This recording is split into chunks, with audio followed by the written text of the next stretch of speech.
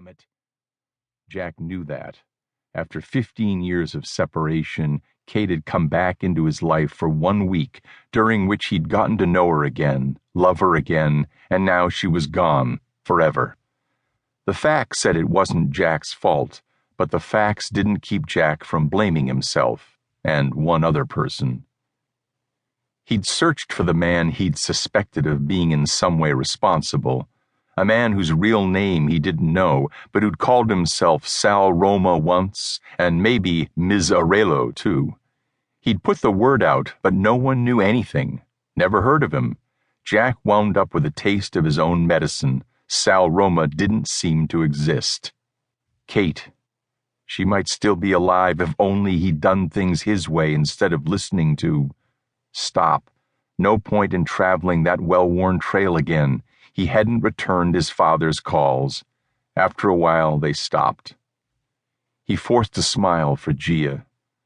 Sorry, pseudo-weirdos crank me off. Can't be much weirder than the people you spend most of your day with. Those are different. They're real.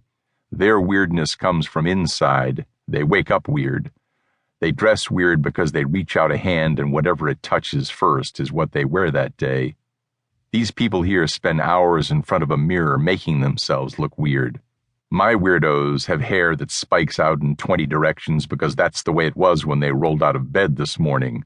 These folks use herbal shampoo, half a gallon of gel, and a special comb to achieve their unwashed bedhead look. My weirdos don't belong. These people seem to want desperately to belong, but don't want anyone to know, so they try to outdo each other to look like outsiders. Gia's lips twisted. And the biggest outsider of them all is sitting right here in a short-sleeved plaid shirt, jeans, and work boots.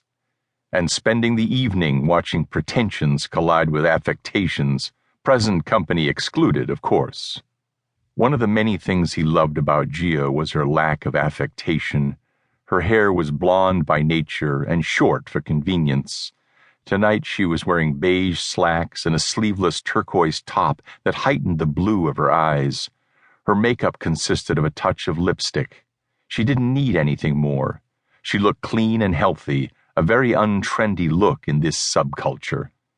But the subculture had percolated into the overculture. The fringe had become mainstreamed. Years ago, construction workers threw bricks at long hairs and called them faggots. Now the building trades were packed with ponytails and earrings. Maybe it's time I got myself adorned, Jack said. Gia's eyebrows shot up. You mean pierced? You? Well, yeah. Sometimes I feel like I stand out because I'm not bejeweled and be-inked. Be-inked? You know, tattooed. Everyone seemed into it, and if he wanted to remain invisible, he'd have to follow the crowd. But nothing permanent, he added. Didn't want to lose his chameleon capabilities. Maybe a clip-on earring and 1 or 2 of those temporary tattoos. Didn't you do something like that to your fingers once? You remember those? Phony prison tats, with indelible ink, a one-time thing for a hairy job that left a couple of toughs from a Brighton Beach gang blazing mad and combing the 5 boroughs for a guy with hell-bent tats on his knuckles. He hadn't been able to wash those off soon enough. No, I think I need something big and colorful. How about a heart encircled with rose vines and Gia in its center?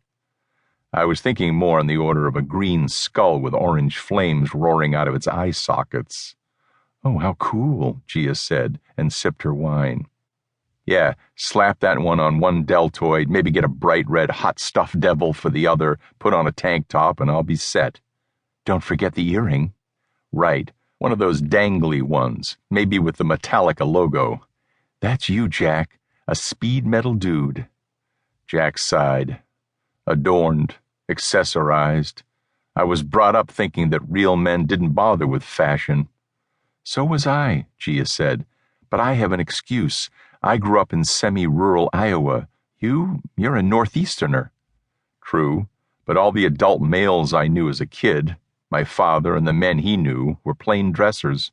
Most had fought in Korea. They dressed up for things like weddings and funerals, but mostly they wore functional clothes. Nobody accessorized. You stayed in front of the mirror long enough to shave and comb the hair out of your